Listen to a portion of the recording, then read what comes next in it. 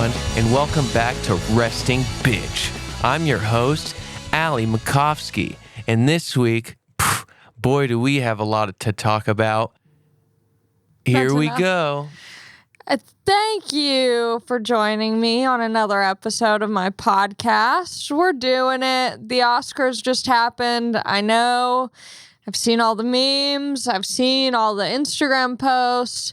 And I'm over it. I'm already over it. And I'm recording this the day after. So some time has passed by the time this, not that much, whatever. We don't need to get into logistics. But, yeah. I'll talk about it later. I don't want to open up with the Oscars. I want to open up with me. And my co-host, Benjamin Button, who's just sitting so awkwardly on my lap right now. Literally couldn't look more uncomfortable than he is. But he doesn't like the rain, and it's raining out today, and he's having a weird day. He refuses. If anyone has a dog and you have this experience, if it's raining, he's not going out. I tried to take him out, and he just, he runs right back in. And then he looks so funny because he's all wet and he looks like a little drowned rat and he looks like a loser. And then there's no payoff. It's like he doesn't even look bad for at least peeing. He's just wet and now hasn't peed.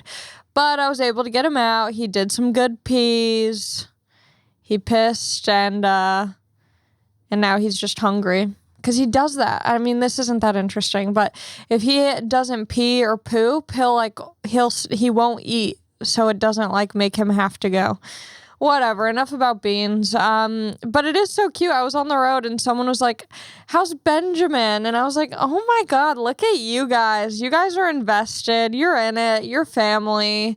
I do love doing a show and having having you guys come out and talk to me. A lot of times you say that you feel like you know me, and obviously, this is a very one-sided relationship we have, me and you, but I feel like I know you. Because you know me, I feel like I know you. I've shared all my secrets with you. I talk to you about everything. When you say, you listen to the pod, I'm like, yeah, we're family at this point. And everyone's always so nice and so sweet. So yeah, if you came out to Philly this weekend, thank you for coming out. Not gonna lie to you guys, didn't have that much fun. The shows were not great, but people were messaging me after being like, super fun show tonight. And I don't know if that's just them being nice. I don't know if I'm just very hard on myself, but the vibe at these shows in Philly was so weird. It felt like people were just staring at me rather than laughing. And that's so uncomfortable. Because I think people are having a good time. But if you aren't laughing out loud, it's hard to tell. And then everyone's saying that room in particular can be kind of like a weird room. So I don't know who to blame. I really was doing all these different calculations. I'm like, what's the weather like outside? Maybe it's just a degree too cold for people to let loose and enjoy themselves. I was like, maybe there's a game. There's March Madness happening in Philly. And I was staying at the hotel where the North Carolina Tar Heels, I think that's their name, the Tar Heels. They were staying at my hotel. And you know what? I'm going to say this. I'm going to go on record saying this. Fuck North Carolina. I'll say that. The March Madness team, only because of one experience I had. So we're staying at the Hilton. It's not a bad hotel. It's not like a fancy hotel. But we're staying at the Hilton, when I walked into the hotel, I see all these blue balloons everywhere, and it's all decked out with basketball balloons and whatever. So I'm like, what the hell is happening here? And they were like, oh, March Madness, North Carolina's here. Okay, great. So that was kind of, I wish I cared about basketball because that would have been exciting to see the players amongst the civilians just hanging out. But I had no idea who anyone was. But I admire athletes, because I have no athletic bone in my body. I can't even run. Running That's bad. Anytime I've ever tried to run, it's just turned into a short walk. I can't do it. So I admire athletes. And one of the last days I'm there, I've taken the elevator with a couple of the basketball guys, and I say that just assuming because they're very tall and they're wearing North Carolina merch, or they're just athletically built fans of the team. But I'm pretty sure it was athletes from the team. And then, like, on one of the last days I was there, they had just won their game the night before. It was like they played UCLA and they beat UCLA. So I decided, I'm taking the elevator. One of the guys is on the elevator with me, and I'm like, oh, I'll congratulate him because that's exciting, So I was like, hey, like, congrats on the win last night. Doesn't look up, doesn't say thank you, just looks at his phone. The other dude who was with him, who I do not think was a player because of his build, he was very nice to me. He was like, oh, yeah, whatever. But you're in college, okay? You're a college athlete. Granted, you're good. You're obviously good at what you do. But what if I'm just making this whole situation up and he wasn't even on the team? I was just congratulating a complete stranger. What? Yeah. Just a bellhop wearing the merch for the team, excited, jazzed about it. Yeah, I mean, he was definitely on the team, okay? He was on the team. I felt it. But, yeah, he didn't say one thing. I'm like, bitch, you could still get grounded by your parents. Like, don't have an ego already. How embarrassing is that? It pissed me off. So, whatever. They won. Good for them. I hope they lose the rest of the freaking March Madness. No, I don't. They seem like nice people besides that guy. I mean, that's got to be pretty cool. But also just say thank you. We're on the elevator together. Cheers. Cheers, guys. I've said it before, not a huge fan of Celsius. The cola one is fine. The cola one's pretty good. I'm trying out a new flavor I've never tried before. Sparkling Starfruit Pineapple Edition. Perfect. Spilled it all over myself. That's good. That's good stuff. Yeah, it tastes fine. Ugh. They taste so chemically. They taste like fucking, is Starfruit a real thing? I don't like it. But it gets you going, so whatever it takes. As you know, I'm a big fan of Uptime. That's the only energy drink I'll sell out for at this moment. But yeah, Philly was just weird vibes. I'm like, what's going on here? What is happening? I was there on National Philly Cheesesteak Day, so that was exciting. That felt very appropriate. I ate at Jim's Cheesesteaks, which people in Philly are so weird about their fucking cheesesteaks. Like, I posted that I went to this place called Jim's, and people are like, burn in hell, you bitch. Why didn't you go to this cheesesteak place? Calm down. Let me eat my meats in peace. And I did. I ate the best cheesesteak ever. It was so good. But the flight to get to Philly, it's so exhausting flying to the East Coast. It's 5 hours. But, like, obviously, you have to wake up 2 hours before. You got to get to the airport an hour before. You got to wait around at the airport. You got to fly. And it's just, I enjoy flying. I don't mind flying. But when it's that long of a flight, you're hoping it's going to be a good trip. You don't want to fly all that way just for some, week shit. Or if I had, maybe like gone to New York after or done some more East Coast stuff. But going there just for the weekend, 5 hours, man, that was long as hell. But I got out there. I got in a day early. What did I do?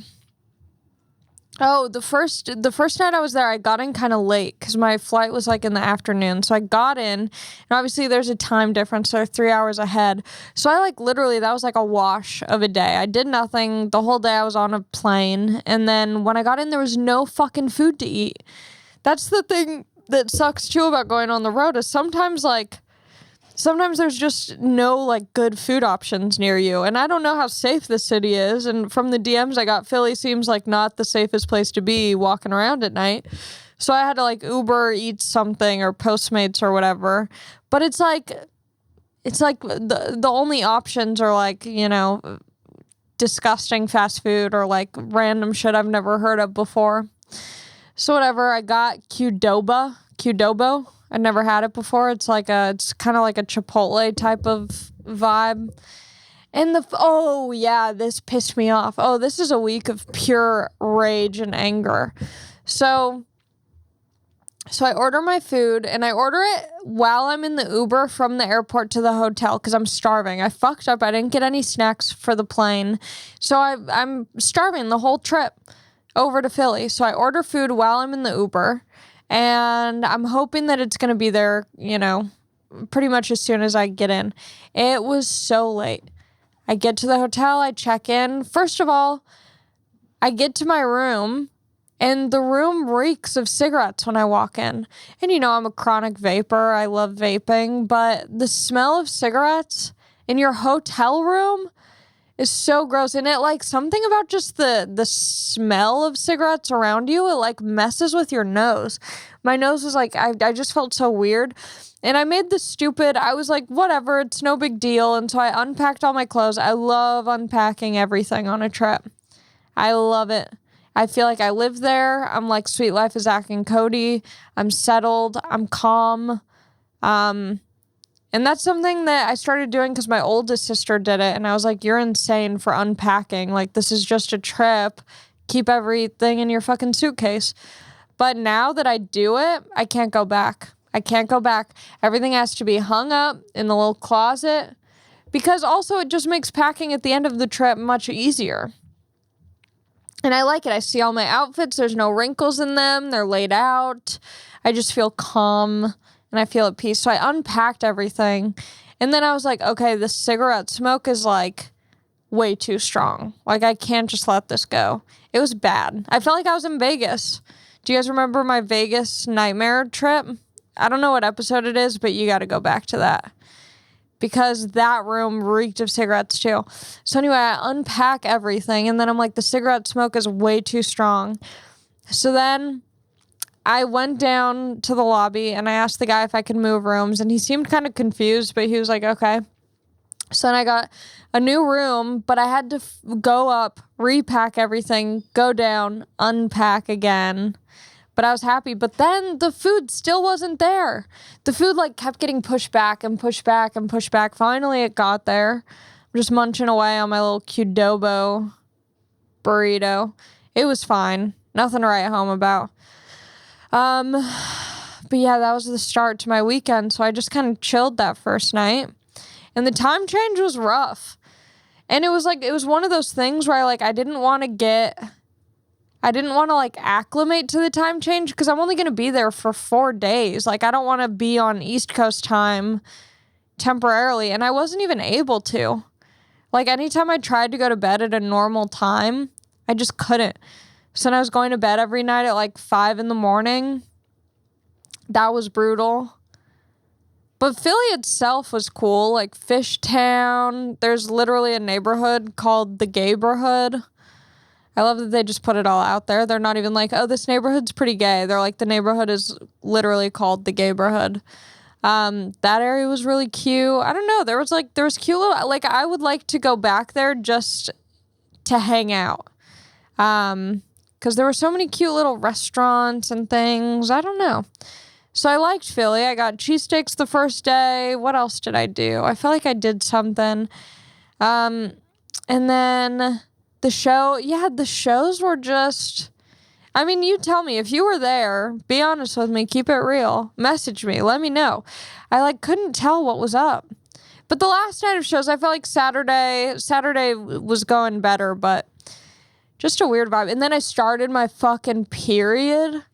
Oh my God. I wasn't expecting it for another few days, but all of a sudden I went to the bathroom, just shot right out of me like a cannonball. Blood, blood, blood, blood, blood.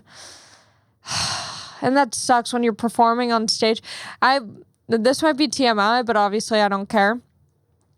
When it sucks when you're on your period on the road because you just want to lay and you want to sleep and Mama's got a heavy flow. That second day, woo, it's gushing. I might as well just sit on the toilet that whole day because I have to change my tampon every hour.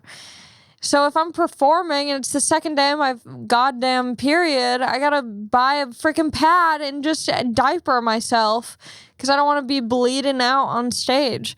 So I had to pad myself up. And I didn't even have tampons with me. That was the hardest part. Luckily, the lady who works at the club, she's really sweet. So I texted her. I was like, hey, do you have any tampons? And there's this weird thing that women do. I don't know why we feel that we need to be like private or secretive about our periods. We got to just start normalizing that shit. If I'm on my period, I'm letting everyone know, hey guys, your girl's bleeding in our hoo-ha. So that's that. Because even in school, like in middle school and stuff, when you first start getting your periods, like we're just taught from the time that we start our periods until we're adults, if we have to give like you shove it in your, you put it in your little arm, your sleeve of your shirt, and you like do a handshake like it's some sort of drug deal just for a tampon. Like, why is it so secretive? If someone does that to me, I just grab the tampon right out of their sneaky sleeve and I put it in my mouth. I just show everyone. It's like a cigar. I just keep it at the tip. And, yeah, it's like, why are we hiding our most of us get them. I was going to say we all, but some people, if you're like a gymnast or something, you don't get them. And I don't want to exclude my gymnast audience from being involved in this discussion. But yeah, it's like, so she hands me, so I'm in the green room and I don't care that people know I'm on my period, whatever. It's life. Mama's on her cycle. So she puts some tampons in a COVID box. Like in a COVID testing box, and hands it to me. And I'm like, and now everyone thinks that I think I have COVID. I would much rather have them think that I'm on my period than that I need a quick rapid test. So I had to tell everyone, I'm like, hey guys, I don't have COVID. She gave me tampons in this little box. But it's just so funny that there's like these little things that we do that we feel like we need to keep private. So yeah. So I got my tampons, did the show, and then the first night after the show, there was a casino right across the street. And I am a sucker for a casino. I love casinos. There's something comforting about them. I don't know what it is, but I feel like it's only fun if you're willing to lose a lot of money. And I'm a stingy casino goer. I don't have a gambling problem. I love gambling, but there's never a part of me that's like, I gotta keep going. I don't care how much I lose. Like, I'm about to get it. Like, once I hit a certain point, I'm like, that's it. I'm done. I can just like call it. Maybe I'll be like, okay, maybe $20 more. But after that, I'm like, I can't go beyond repair. So I walk in, beautiful casino, by the way. I forget what it's called. It's called like River or something like that. It's right across from the Punchline Philly. And it's a brand new. I think they like remodeled it or something. It's nice. They got good machines. And they had what I love, my favorite thing, they had a digital roulette table. But this one was different. I miss the dingy casino in Vegas, the New Orleans, that dingy ass New Orleans casino, because their roulette table, you could put like $1 coin down, but you could also like put your dollar into like 25 cents or like tiny amounts. You could cover pretty much the entire board and like be guaranteed to get some money back from it. But this casino, you couldn't make $1 any smaller. So I was eating it. It was just taking all my money. It wasn't fun. I couldn't cover the board like I would want to. Ugh. So then I went over to the blackjack table and there was this drunk man there. He was loving me. I hit blackjack at one point and I was doing a little dance and he was drunk as hell going, look at her dance, look at her dance. And I said, yes, sir. And then I lost it all.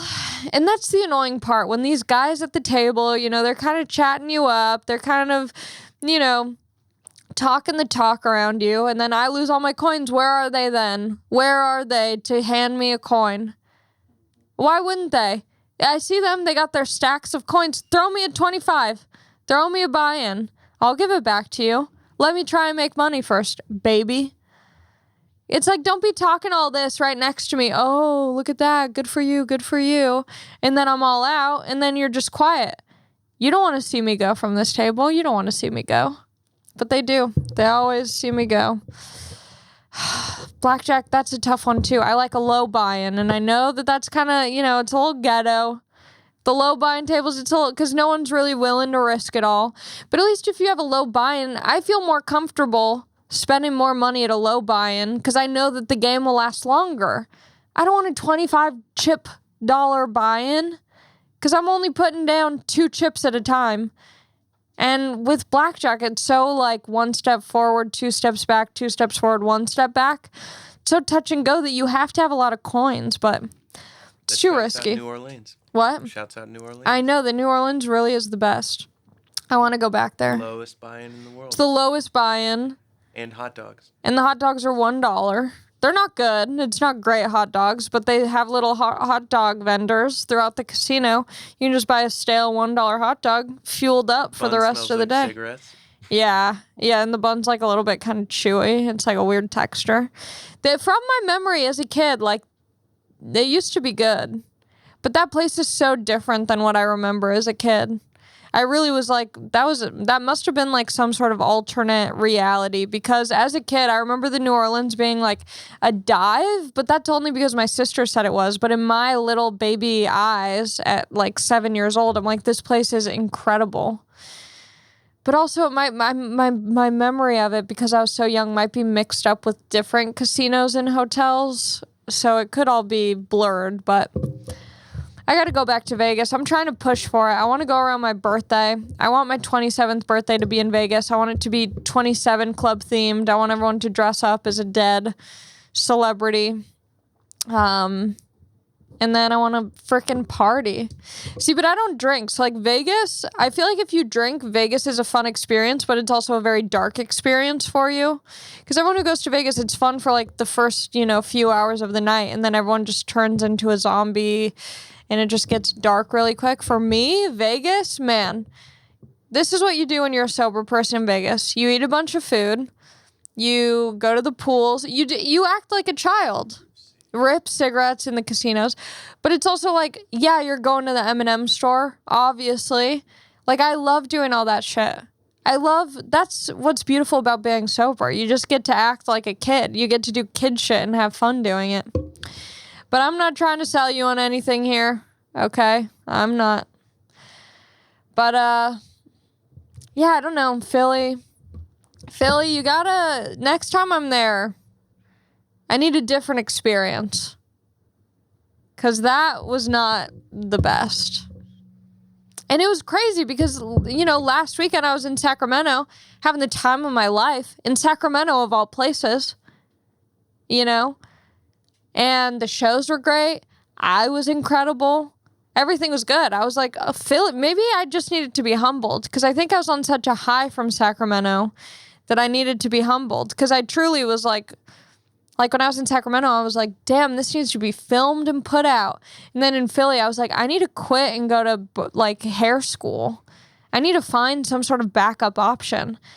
That's how much of like a 360, 180 situation that was.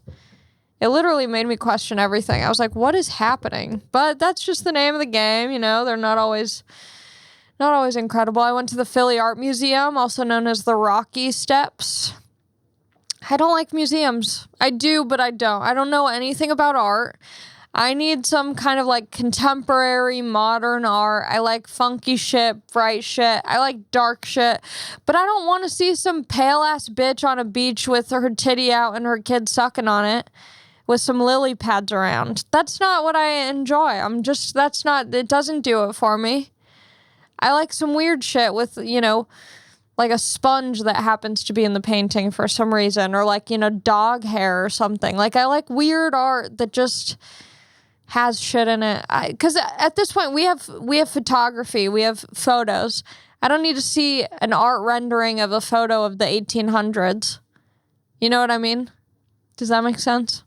It's just, it's a little bit boring. Not all of it, but for the most part, I like funky little...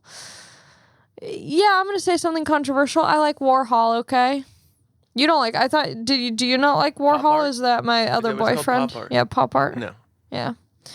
I don't love it. But I like colors. I like, expression. No, I like the dark. I like the dark too, though. I like Grays, blacks. Yeah, whites. I like the gray. Yeah, I like when it's all muddied, but when it's painted in a cool way that's just kind of funky. What is it? There's the journey. You know all those like weird balloons and weird things. Bauhaus. That's the move. Is that art? Yeah. Well, it's there's music. There's a ballet. Yeah, I was gonna say. But there's also art. Oh yeah, you talked about this before. I think that's the trippiest, coolest. It's like a weird version of like hallucination. Oh yeah. But yeah. That's my cool. favorite, I think. Yeah, I don't know. I was literally in the Philly Art Museum, and it's so big. There's 3 stories, and it's just massive. You just keep walking. It's a maze. It's the biggest, nicest escape room I've ever been in. It was so hard to figure out how to get out. There was just so much. They had like furniture from a certain timepiece. I don't want to see the furniture. I don't want to see a wood chair. I'm sorry. I can go to IKEA or the Pottery Barn or something. There's just so much art, and none of it that I was connecting with. And so I'm just walking around. At one point I stop and I sit at a couch and I literally took like some BuzzFeed type of test. Like, what art do you like? Because I'm like, none of this is it for me. And so I did that.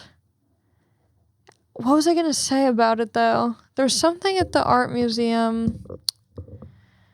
Yeah, I don't know. There was some cool stuff, I guess, but it was just so big. There were so many levels. And it was $25. Come on, get out of here. God, I feel like there was something at the art museum that I was going to talk about, but I forget. Anyway, I saw art.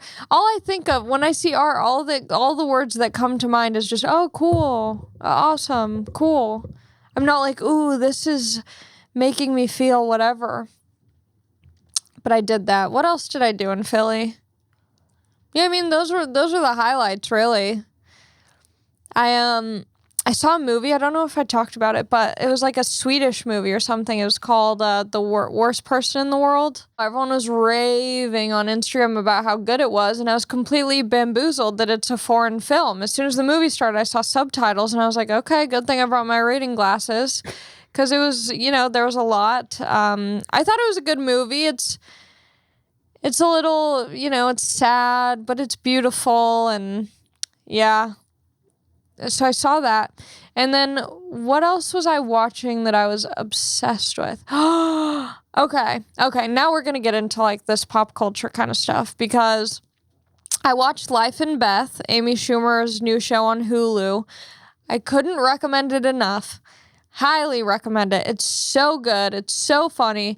It's sweet. It's sad. It's hilarious. There were parts where I was sobbing. There were parts where I was laughing hysterically out loud. Such a good show. I was binge watching it in Philly.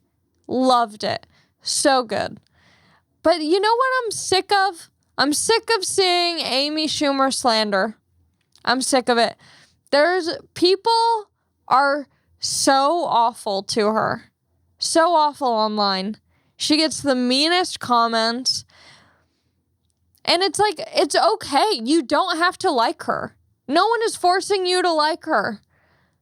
Okay? We have an option that we get to decide if we like someone or not. And then we just say, okay, noted, put it in the back of the brain. The slander for this woman. And people are, I think, so obviously there's like videos of her on YouTube, and like the main thing that people talk about is like, oh, she's a joke thief. She's a joke thief. Okay. Yeah, sure, that's bad. I don't, like, you don't want to be accused of that. That's bad. Yes. Okay. But the way that people go out of their way to shit on her, like fucking, it just, I don't know why it pisses me off so much, because I think like, as a female comedian, I already notice how quick people are to want to hate me. And I have like this much, like this tiny little speck of, notoriety in the comedy world. Nothing compared to her. But even at my level, the amount, and this is what's annoying, is like I try and tread the water as lightly as possible. And I shouldn't. I should just be doing whatever the fuck I want to do because people are going to talk shit anyways. When I posted the video of my sister's, the speech I did at my sister's wedding. And, I posted a tiny clip from what I think was like a 4 or 6 minute, maybe like a 6-minute wedding speech. And I posted a tiny 1-minute clip of that. And there's some people who are, was this supposed to be funny? Yes, and it is. And it is funny, okay? And it is. And if you don't think so, that's okay. That's okay. You weren't at my sister's wedding, thank God. Because that would have been a tough crowd. But luckily, everyone there was into it because it was, in fact, funny. But it's just so crazy. Like, I did a taping I did that Comedy Central taping. And I did my set, and I have a joke in my set that I've been doing for a while. It's kind of just like a quick little line that I like doing. But I noticed that it's a very easy line. It's a pun, it's not some genius thing I came up with and have crafted. It's just a silly line that I said once at a show and I've stuck with it ever since. And I've been saying it for a while. And then I was watching someone's podcast clips and they said that line. And I do not think that they took that from me. It's a very simple line, that I say. And so I don't think in any way that they saw my stand up or saw me do that joke and then said it on the podcast. I do not think that at all.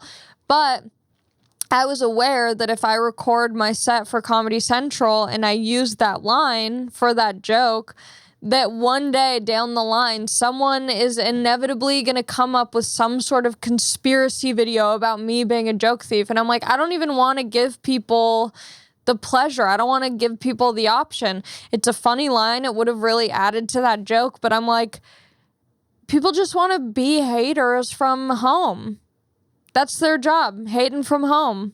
It's an at-home job. They don't have to go into the office for it. And it makes it very convenient. So I didn't even do that joke because I'm like, I just know that these hoes out here are trifling. But yeah, so I think something was trending on Twitter, famous comedians who are so unfunny, and Amy Schumer was in that mix, and I'm like, okay, it's okay if you don't like her. I do. If it is confirmed that she's a joke thief, it's like, yeah, that's lame, that's stupid. She's good enough without that, she doesn't need that. So I don't know what the hell that's about, but she is funny. She's a funny person. The show is incredible. If you don't like her, watch it. If you do like her, watch it because it's so good. Ugh. But yeah, even so at the Oscars, fucking Will Smith slapped Chris Rock, and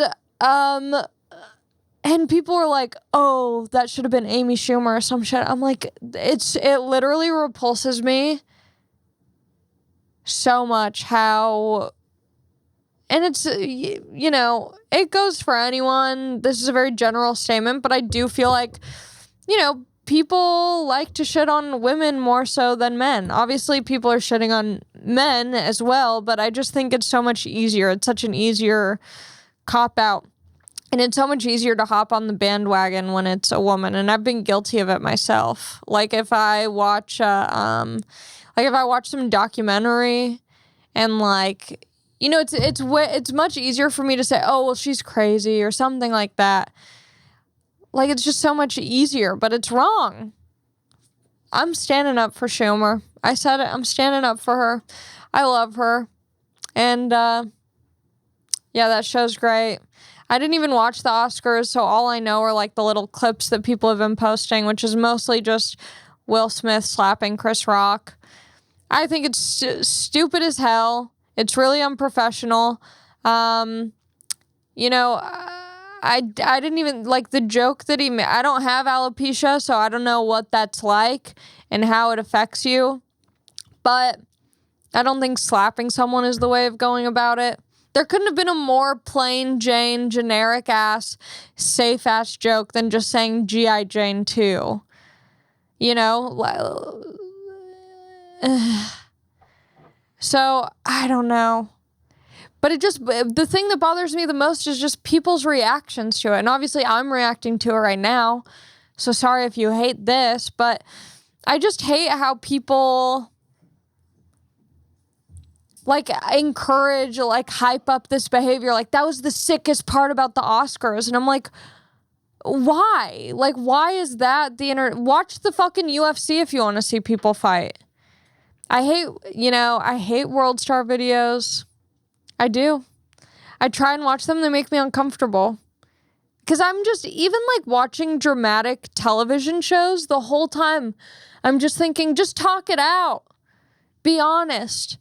Like, you know how in classic like television shows, every episode has, the conflict and then there's the resolution. Or in movies, there's a conflict. And every time I'm watching that, I'm like, if you're just honest, you just got to open up. You got to tell them how you feel. They don't know. But then we get Sharkeisha, no. And I'm like, Sharkeisha, if she just had opened her heart and let a little bit of love and compassion in. But yeah, I just hate how hyped up people get about like, fighting. And then it's the same people who are like, Donald Trump sucks. He said this. And then they're like, yeah, Will Smith fucking knocked his ass out. I'm like, what? What? Like, what? I don't even have words. I don't know. We all just need fucking chill vibes. We all need to plur out. I think we should, you know how there's like National Earth Day? There should be like National Molly Day. Where everyone just does a little bit of Molly. You don't think so? I think so. Gross. What about mushrooms? What about Super Speciosa? Use code AllieMac for 100% off. No, I don't have any Super Speciosa ads, but there is a little bit of Super Speciosa in here, which I believe is just kratom. It is. Which they should just call it heroin. No, there's an upper version. That's the upper version. Oh, there's an upper version. So now you can get the sativa version of heroin in powder form. So it doesn't feel like you're doing heroin, but you are in fact still on drugs. I'm down. My boyfriend's down. Yeah, it's so crazy how, yeah. Ay, what world? I feel like an old fucking, like, housewife. I'm like, what is this world coming to? It's chuggy. What? It's chuggy. It's chuggy. Yeah. But the vibes were corrected. The vibes were corrected last night. Everything was okay in the world. So here's what it went down my last night in Philly. So I'm in Philly. My flight the next morning at Sunday is like 6 a.m. 6 a.m. flight. Starts boarding at like 5:30, which means I got to get to the airport at like 4:30, which means I got to wake up at 4. And I'm not set up with this time change at all. So I ended up pulling an all-nighter. I should have gone to the casino. I think that would have been a better move. But I just stayed up all night. I was watching The Nanny. That's my comfort TV show. I love The Nanny. There needs to be a reboot. I want to be The Nanny. But hers was the East Coast version. I want to do like the SoCal version. But I want to be The Nanny. I want to be Fran Drescher. So I was watching that and then stayed up all night. And I went to the airport and the flight, I was able to fall asleep. But there were so many annoying ass people on the flight. What was happening? There was something someone was fully watching like a YouTube video, like an influencer's YouTube video. No headphones. Hey guys, welcome back. Today I'm going to be doing a haul for you. And then the next video was about like some murder that happened in Mexico. The chaperone was not on the trip. And I'm like, what?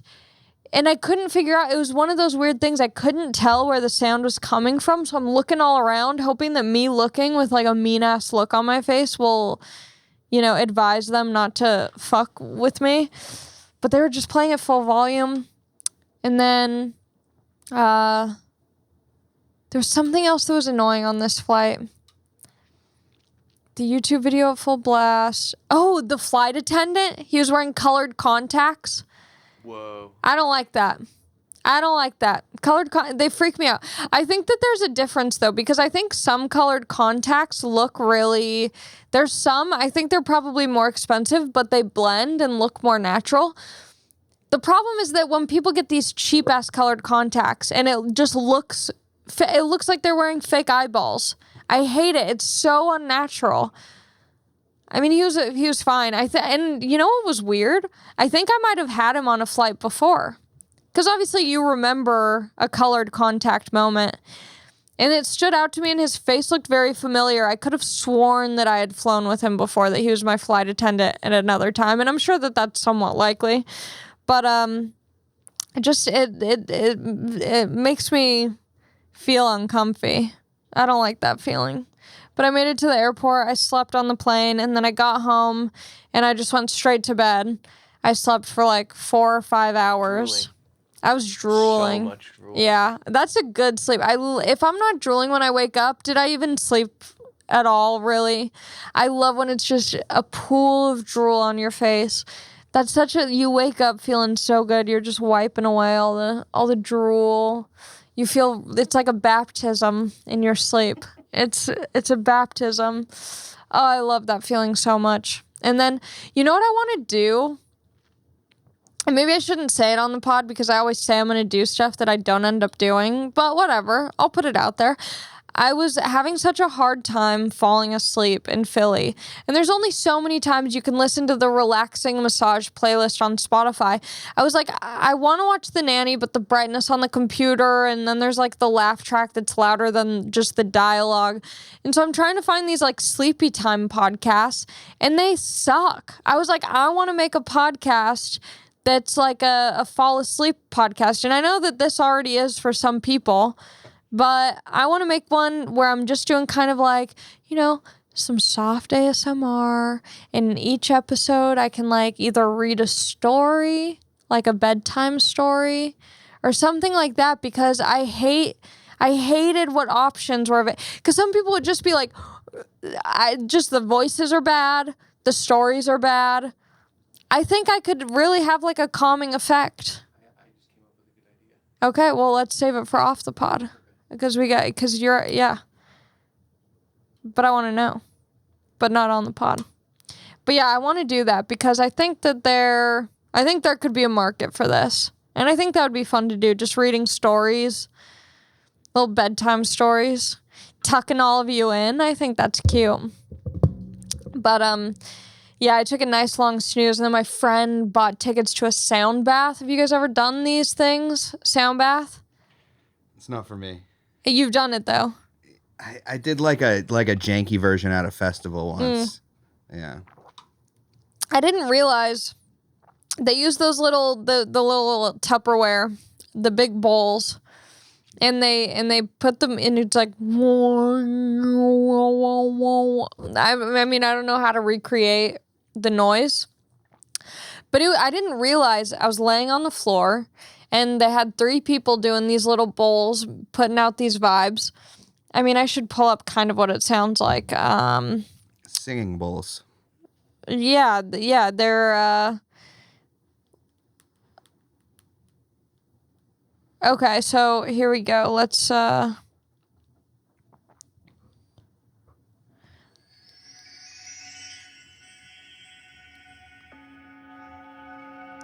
So this is the kind of shit it's like,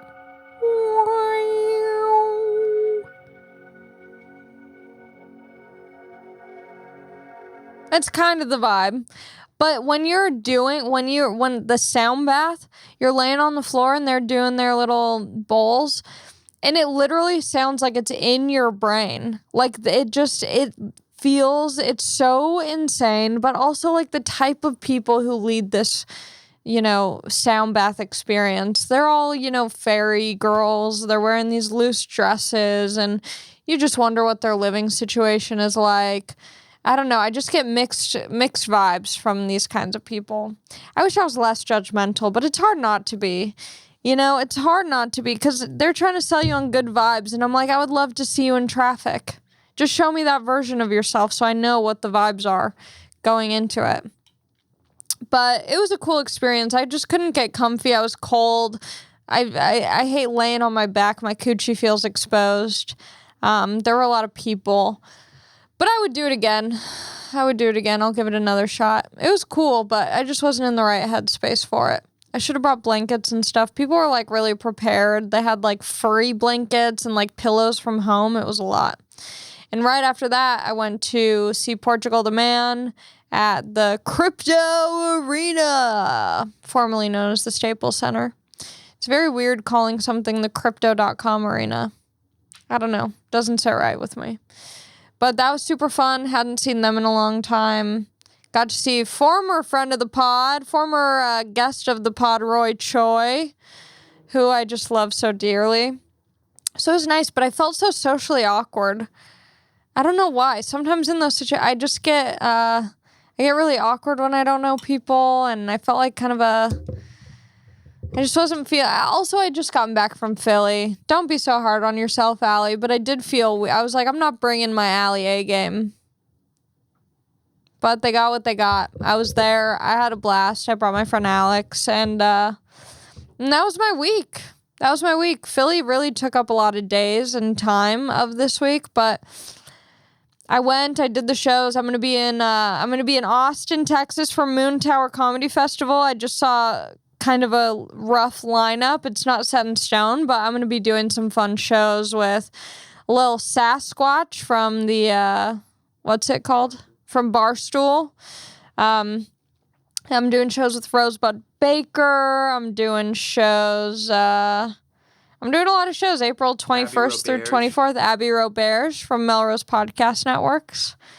But yeah, I got a lot of fun shows. And then I'm doing a Texas run. So I'll be in Houston, Dallas, San Antonio. So go to alliemakovsky.com/shows. And yeah, I'll see you on the road. I can't wait. I love you guys. Thanks for tuning in. I'll see you next week. Kisses, hugs. Mwah.